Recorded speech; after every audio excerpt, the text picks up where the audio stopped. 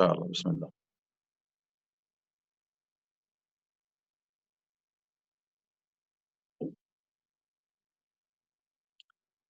Bismillah, walhamdulillah, wa salatu wassalamu ala Rasulullah, ma ba'd. Assalamu alaikum wa rahmatullahi wa barakatuh, my dear brothers Islam, and welcome to another episode of There is Ease After Difficulties when you stay in home, inshallah, with another AlKauthar webinar.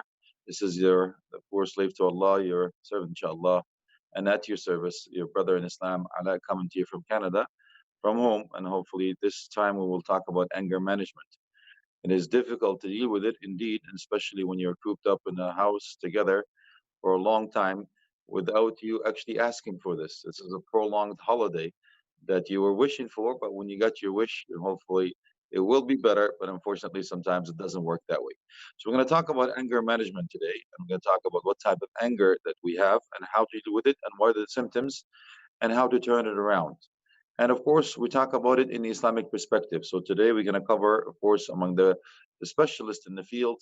And after that, we will talk about the Islamic perspective, inshallah, and what to look for of the signs and the symptoms in order to be not in denial and going through the 5 phases of the feelings, inshallah.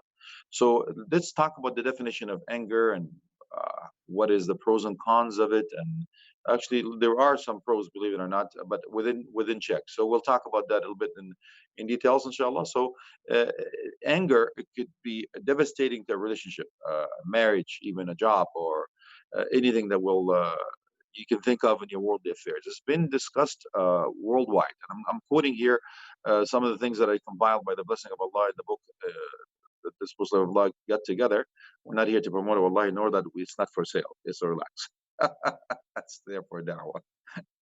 Okay, so it is. We're going to be quoting some of the experts in the field, as I mentioned earlier. I'm going to talk about what the effects on the relationship, especially marriage. And hopefully, as I said, always, may Allah subhanahu wa ta'ala protect you, protect your family, health, and wealth. And may Allah subhanahu wa ta'ala give you a long, healthy, righteous life with your spouse in this life and the hereafter, inshallah. As I said, that divorce rates are gone up, child abuse has gone up, and I think it has to do a lot with anger management. So hopefully today we can talk about it, inshallah. I'm going to quote some of them again, and then we'll have a discussion after. Brother Fareed, Habibullah, going to have after this discussion, inshallah, and after this lecture, we will have a discussion. So hang in there. We will cut the YouTube feed, and we'll have like an interview, inshallah. So anger can be incredibly destructive. It can also be helpful if it's checked. So please keep that in mind. So I'm going to keep you in check on both sides. Okay, so the understanding of the anger itself is kind of important. So the psychologist T.W. Smith, his definition is anger is an unpleasant emotion ranging in intensity from irritation or annoyance to fury or rage. So whether you can control your anger or not, and what kind of anger you have, we'll have a list for you and how to deal with it and how to recognize it, and then the symptoms of the solutions for you, inshallah, that will be there. Okay, so you will feel, why do you get angry? The common causes include the following, obviously not limited to, but that's the most popular ones. Frustration, you're frustrated with something or someone, or a situation or condition. Hurt, you've been hurt by either your loved ones or some other people or your boss, or something that actually left you in a way that hurts you inside. Harassment, so you've been harassed before, either bullied or whatever it is, whether it's a coworker or someone that you love and someone that you have just been cut off with, and so on, even road rage and so on. So injustices, regardless of whether it's real or actually preconceived. You can think, oh, like, look at this, look at the Islamophobia, look at or I'm not going to go down that line, but some of that is legit, some of that we actually make up, and we get a lot of complaints. Sometimes we go through the proper procedures and find out it's not actually what people think.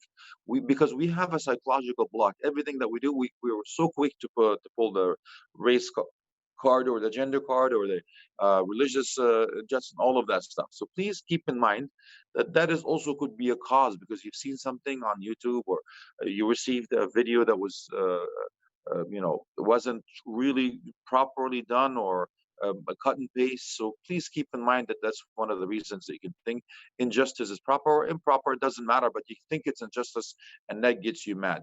So other causes, some of them is requests or criticism that actually you believe is unfair. Also, some of the people will try to tell you something that you've done wrong. You know what? You play the victim card. Oh, it's unfair. How could they do that? Don't they know whatever it is to go back to being old?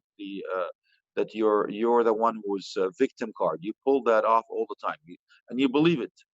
Also, threats to people, things or ideas that you hold dear. So anybody that threats you, your environment, a family member, a house, or anything that, or it's a job, anything that you feel as a threat, right away the anger and the rage goes up and flips. So we're gonna talk about some subjectively matters, some understanding of how to deal with the anger and what some of the types and the response of the highlighting some of them, inshallah. So, what is the danger of anger? Actually, it's an appropriate level of anger. It actually energizes you to do something that is right, believe it or not. So, if it's checked, it does help you to do the right thing. However, uncontrolled anger leads to many negative consequences, especially at workplace, relationships, marriages, anyone that you hold dear. So, please understand if you don't keep that in check, you may say something that you can regret later. So, please hang in there and let's go through this together, inshallah. So anger also allows the ability of being good decision to find creative solutions to the problem. So that's exactly what we're after here today. So we're going to talk about the pros and cons and what are the health risks, because believe it or not, some of the experts are telling you it takes only 2 seconds in order for you to control it. And as you will see some of the examples that are given, inshallah. So further studies obviously shows that anger is a conditions and anxieties of depression. So you don't want, and it actually shows that there is a that we believe as Muslims that life is granted 120 days in the womb. I get it, but the studies show that if you're angry all the time, actually it affects you negatively and your lifespan. Not just your lifespan, it's decreed. I understand that, but even the quality of life that you have, if you can't find peace within. And listen, I'm not speaking from a high horse, or I'm an emotional guy. I'm sure you know that by now. But I've learned a few things. And as we're learning, as we're going through this, we're going to be learning together, inshallah. So we're going to go through some of the tips. This is according to Jenna McCarthy, a real simple lifestyles and wellness guideline. So I've added some Islamic twists into it, just to be fair. But I have to give the credit where credit is due, and we're quoting, inshallah. So the first anger style is it's called explosive. Okay? So it looks like this. If you leave the jacket on the floor one more time, I'm leaving you. From 0 to 200 right off the bat. So this is something that you may also have to recognize that within yourself. So it may take a lot to push you. So that means that type of a person, we say ittaqi sharr al-halim idha ghadib. The Halim, the one that is really tranquil and peace and cool and collective, is swallow a lot. This type of anger is you swallow a lot of anger. Swallow, swallow, swallow. But when you get to the peak, you blow the lid, because that's not a very healthy one. So why? Because you were never taught how to deal with irritation, how you habitually swallow until you eventually lose it, and eventually that will actually blow, and that's not a good idea. This is for some that are anger junkies. Some of them feed off that, believe it or not. So it's an emotional explosion. Not to mention the fact that an onslaught can mean that you're going to get your own way. Even though it's a short term, you're going to get your own way, but in the long term, you're not going to get your way. It's going to come back and haunt you. So please make sure you understand. So what kind of damages happens? So this damage is virtually impossible to feel empathy and anger simultaneously. You can't have both at the same time. So in the heat of the moment, you will say something that you will regret, and it will be harsh, and you can't take it back. It's just like the bull. When it comes out of the hole, you can't put the bull back. And so I want you to think that the word is you control. Once the word is coming out, it controls you. And if you own the word, when it comes out, it owns you. You understand? So please make sure that before you go ahead, I want to give you advice. When the air comes up, it doesn't go to your mouth. It goes to your brain first. Before it goes to your brain, you think about it. It's going to be on my right-hand side scale, left-hand side scale, more damage than good. And then if you have that 2 second, believe it or not, Prophet ﷺ says, say, A'udhu billahi 3 times. There you go, 3 seconds. Because eventually the statistics show that that explosive anger, if you can control it for 2 seconds, you're good to go. So please make sure that you keep that in mind. We're going to talk about a little more details, inshallah. Okay, so how to work around it? Wait it out.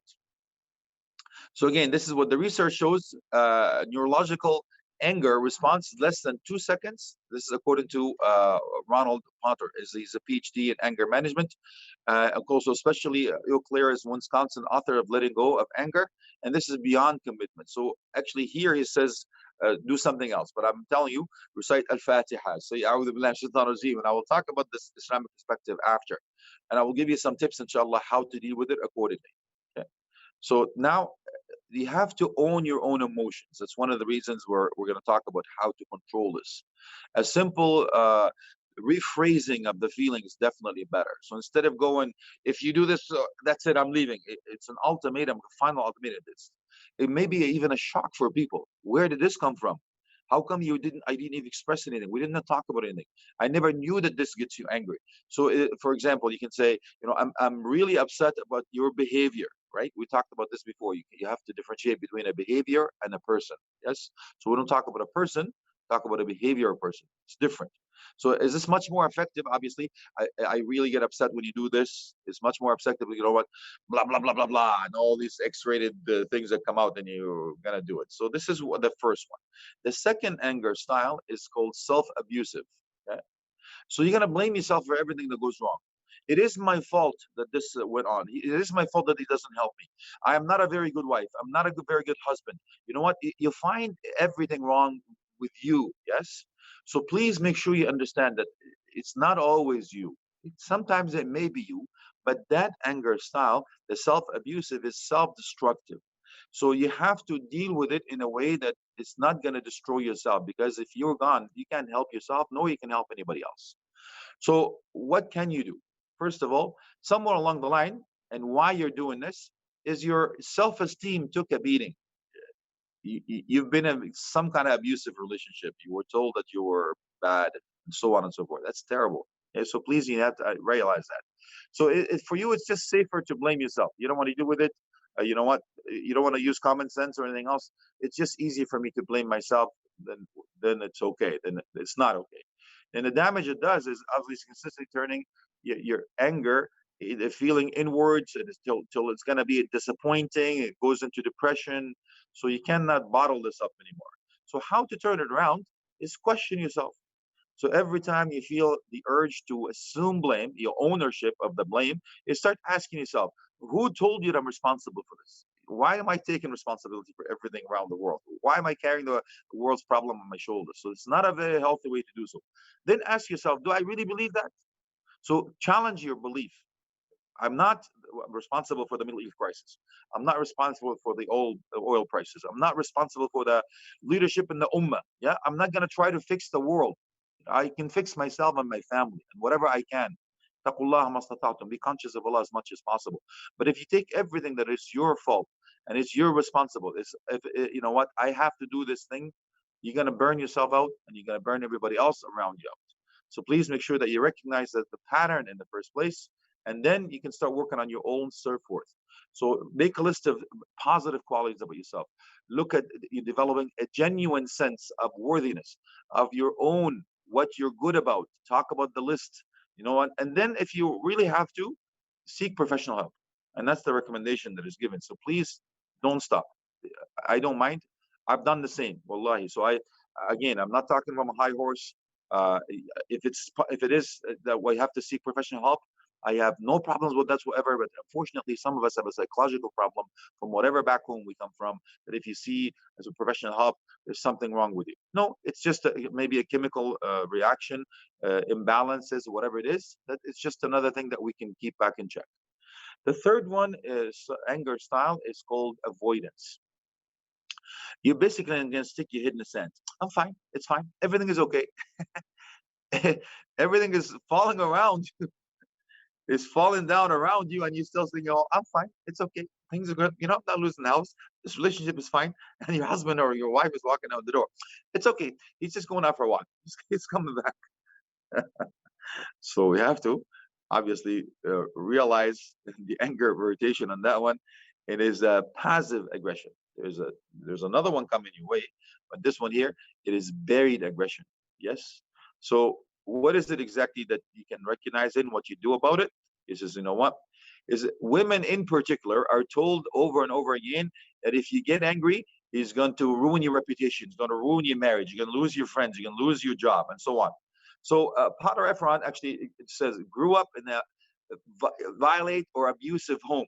It's something that uh, unfortunately upbringing has a lot to do with it. So it's, you just, you can, your anger cannot be controlled in an expressive or a way that is calmly, cannot do that. So the damage that we're talking about here is the primary function of anger is a signal that there's something is amiss and encourage solutions. They come up with the religious solutions. So it's actually telling you there's something wrong here. But if you're gonna stick your head in the sand and think no, everything is okay, you're not gonna, you're in denial again. You're not gonna look for solutions. You're gonna accept the fact that everything is okay. Since it's not okay, you're gonna be in more trouble than it is. So by ignoring the warning signs, you may actually engaging in your self-destructive behavior. This is over excessive shopping, over excessive eating, or whatever it is that you're doing too much of. You're gonna destroy yourself whether you like it or not, and it's not a very healthy way. So all we have to do is do it. So we need to know how they can apologize. Look for ways they can do this, and they don't even have to being hurt. You don't have to do the part where you can actually go to extreme, where no one is hurt. You can look for ways that you can relay the message without hurting yourself or hurting others, and how to turn it around. To challenge your core beliefs. So ask yourself, is it really fine for my partner not to help me around the house? It's not, because it's a sunnah, by the way. I preach this all the time. And every time I perform a nikah or get somebody married, I make sure the brothers understand what it is. Because wallahi, we've taken our religion and put it aside, unfortunately, and we take our culture before religion. That's one of my pet peeves. So please understand, when you start praying, when you know the first thing you do, my brothers, I'm reminding you, the first thing, the sunnah, is to pray to rakat with your wife. And the first thing I ask the sisters, if this man doesn't say Allahu Akbar, you don't follow him in prayer. So you're stating what? Great, God is greater than what? Everything. So the creator is greater than creation, and the religion is greater than tradition. You have to make sure that. So please, we're going to put the cultural side. We're going to go back to Quran and Sunnah, inshallah, as you'll see by the end of the session, inshallah. All right. So again, or to go out with a friend every weekend, you know what? What kind of relationship is this? What kind of marriage am I having? He's having it good both ways. It's not fair. So you need to recognize this. So, okay, you know what? It's not fine. Recognize that something is wrong. That's the first step, taking the proper step to the right path, inshallah. Okay, so step outside of yourself. Imagine your friends outside is being abused or overworked or being neglected. What would the appropriate way of her response would be? So think of a third person, not necessarily yourself. Think of somebody else. If you cannot handle it yourself, think in a third person. Okay, and then make the proper action. Take the reason that you're going to help that sister or that brother and implement it upon yourself. And this is how you're going to be reacting towards inshallah. So embrace the healthy confrontation. It is okay to confront people, but you don't have to chew their head off and explode. And it's okay to confront people in a proper manner, inshallah. So in a positive way. So tell a person in a positive, constructive way. Yes, he or me might be surprised in the beginning, and you gasp, "Oh my God, who is this? Is this the Fatima for real? What happened to you? This is Brother Muhammad. How could that be? I know that you're supposed to be saying yes all the time to everything I say. You don't like confrontation and all of that stuff." So they will be surprised in the beginning, but they get the hint, inshallah. And you know what? It will, and they will get over it. It's okay. So avoidance often does more damage than families and friendship, than expressing your anger. So please understand that this is not a healthy way to do it. You need to face up and smell the hummus and the biryani or whatever it is. It's hummus, inshallah. The fourth one is called the anger is sarcasm. Oh, it's okay that you're late. I only ate. I read the menu for 40 times. Does that sound familiar, some of you brothers and sisters? Yeah. So it is okay to make sarcasm in a way that that's not gonna avoid the things that we talked about earlier on. It is not a healthy way to do so, because sooner or later we'll catch up to you. Okay. So people get mad, and this fault, it's not yours. That's okay. You're good. After all, you were just kidding, and people can take a joke, right? No. After a while, I know that there's some people think that it's okay to express your anger in a jokingly manner, but the damage is actually it's even be couched in a way, and your sarcasm is commented that you're gonna damage your own relationship. Although some people actually make a mockery as an intellectual form of joking around it. It's an intellectual way to show your anger. It's not. It really is not an intellectual way to do so, because after a while, you know what, your sarcasm is not taken well, nor that is appreciated. And I'd rather you not being making belittle me or make a mockery of this, inshallah. And by the way, sarcasm has a very negative connotation for the meaning itself, and actually in Greek, it actually means to tear the flesh like a dog. Okay, so ouch! It's not a very healthy way. So we're not going to use that anymore. Maybe once in a blue moon, but once that's your style of getting things, sarcasm is not a very healthy way. So give it to them straight. Sarcasm is a passive aggressive communication, and this is what we're going to try to stay with. So you might explain to tardy friends, and you're saying that I'm here, I'm seated. I wish that here's how you can rephrase it, inshallah. I wish you would try to be here on time, especially when we don't have much time together. So this is how we can phrase it instead of going around it in a negative way, belittling someone is even taking advantage of certain things, and and don't belittle their intellectual idea either, because you know what, it's not a very healthy way to do so. You have to be firm and clear. So this is especially true when it comes to your children. Even though you're going to be gentle with them, but you're going to say jumping on the furniture is not acceptable. Okay, send a clear message. Don't worry. You know what? We just have to spend $2,000 on new couch. If that's what you're aiming for, then go ahead. But if not, then you have to do what? You have to speak up, and you before they get better. So you cannot sit back and swallow this. So have to exercise assertiveness. Prior to you in this, you have to make sure that you're breaking the sarcasm streak, and you're making sure that you're popping out of the true you, who you truly are. The fifth one will be is the anger style is just a passive aggressive. This passive aggressive is like, oops, did I do that? Does that sound familiar? Did I delete your basketball team? The golden file. Did I delete your? Oh, even God help you if you have taped your final championship on the wedding tape. Oh, dude, I mean, I know this. We don't do this anymore. The whole thing is. I'm just saying to give you an idea. Did I do something that? Oh, oops. And I know that my partner is going to be furious, and I know that I'm just making belittling it. This is a terrible way to do it. You don't hide, and you swallow that your anger, and to express it is an under ways, like you're underlaying everything. And what you might do about it, okay, you dislike confrontation, but are no pushover either. So you're not gonna take it long. It's not you're the one that you're passive aggressive in a way. You're not the one in avoidance. Yeah, it says or self-destructive, that one. But this one here, it is you dislike confrontation, but you're not a mat either. So you're gonna show some discomfort, unpleasant feelings towards it, but you're not going to go straight up to it. So please have to find inshallah.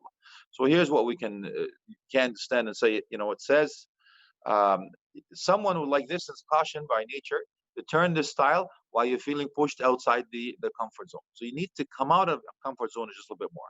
So the damage that will do is you frustrate people. You're living your life around making sure that other people don't get what they want.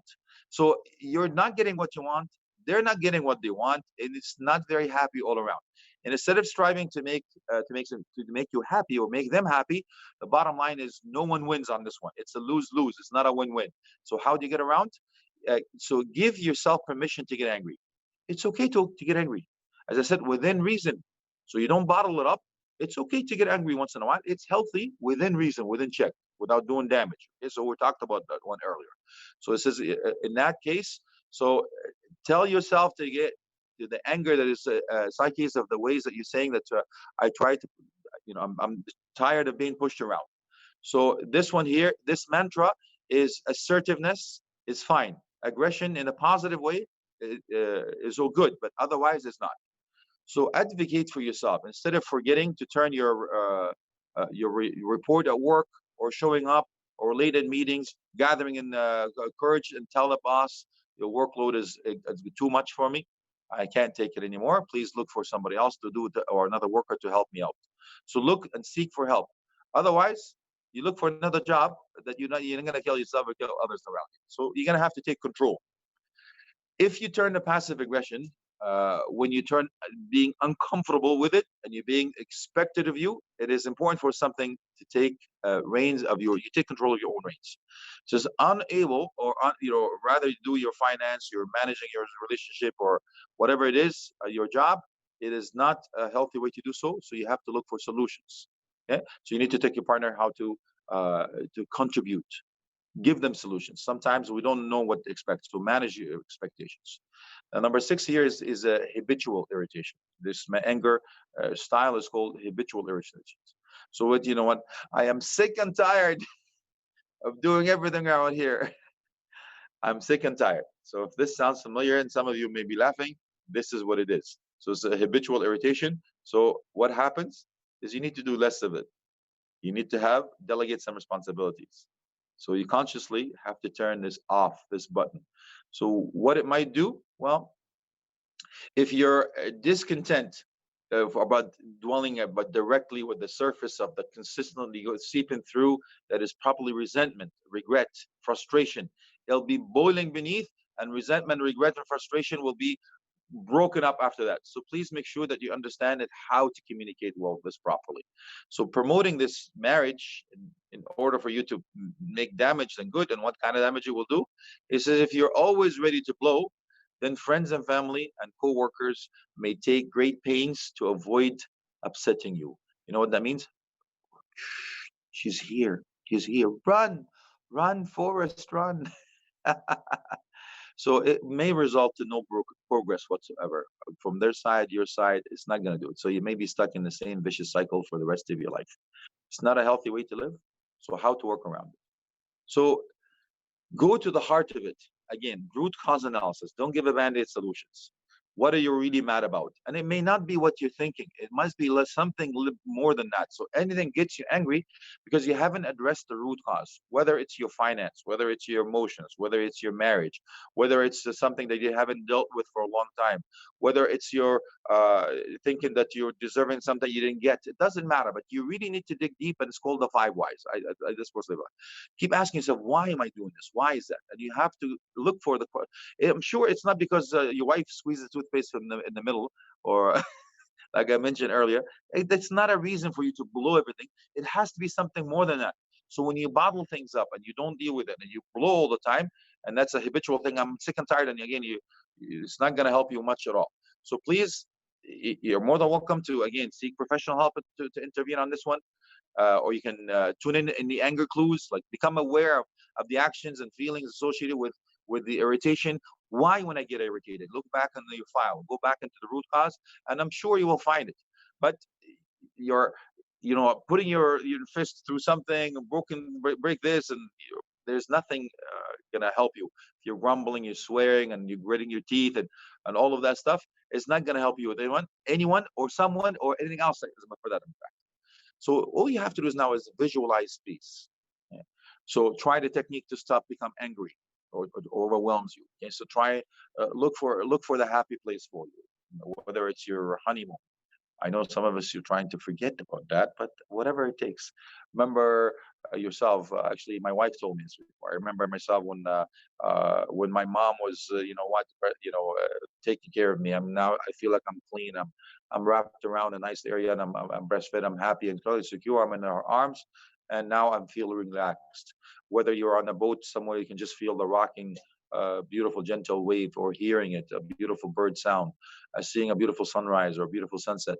Go into your happy place, visualize that, and that technique will help you, inshallah. So please make sure that you can find something that will make you happy, a visual aid, maybe an actual material when you look at it, whatever it takes. Your children, for example, somebody that makes you happy, your wife, or your husband, your mom and dad, anyone that will bring that to your child. So when it comes to the Islamic perspective, brothers and sisters, and that's what we'll finish with, inshallah. Look in the traditions how Allah subhanahu wa ta'ala and Prophet Muhammad sallallahu alayhi wa sallam gave us that. We talked about it, inshallah. So when we talk about the Islamic perspective, Prophet Muhammad sallallahu alayhi wa sallam had mentioned when he saw a person that when he saw angry, he says, "Wallahi, I know if this person says something, he will stop being angry." Anybody knows? Maybe you can put in the comments. He says, if he says, "A'udhu billahi min shaitanir rajeem," he will he will do it. So I'm going to ask you to do this, please. Every time that khanzab comes, it's a type of a shaitan. You need to recognize that fact. So if you say "A'udhu billahi min shaitanir rajeem" 3 times, just say "A'udhu billahi min shaitanir rajeem," "A'udhu billahi min shaitanir rajeem," "A'udhu billahi min shaitanir rajeem." And it says spit dry air on your left hand side. A very little spit, but make sure your spouse is not on the left hand side. And make doors. Oh, now you don't. No, you didn't. No, you didn't. I'll see you outside. Well, this guy told me to do it. Yeah, right. Come on, man. We know about that. Don't take this as an excuse. So, and then if you're standing, sit down. If you're sitting down, lie down. Change your position. Get out of that room because the shaitan is there and you need to do it. Yes? Cut your loss. Know your limits. If you know that you're not a very good communicator when you're angry, take the break. So, what else? Please make wudu. Why? Because anger from shaitan and it made of fire. What puts out the fire? Make wudu. So every time it comes to you, make wudu. That puts the anger and pray to rakat. Won't come to you anymore. As a matter of fact, the narration says in the hadith says he comes to you in your dream. Have you ever noticed that, guys? The shaitan will come in your dreams and actually remind you of everything that you hate. Yeah, it's true. I've been doing this. I've mentioned this before, and you know, sometimes I'm not sure if I'm not sure if some of you guys get this. When you wake up in the morning, you get a smack from your wife. Go, what is it? I dreamt that you have a second wife. What? I'm lying here all night. What, what's my fault? So what do I say? Go back to sleep. Maybe I will apologize. Something. I don't know what happens to that, man. So it really is will help you a lot when you do you go back to your Quran and Sunnah and understand what the angels, inshallah, will do that. Even when Abu Bakr Siddiq radiallahu anhu, when he was somebody's cursing and he didn't say anything, Prophet looked at him and smiled. But the third time he said something from the left, your anger has left you. They were defending. So you have to understand that, inshallah. Understand, he says, you know what? Allah subhanahu wa ta'ala created us to be fitna for another. We will be patient with one another. So look at the people. It's Prophet Muhammad I mentioned to you before.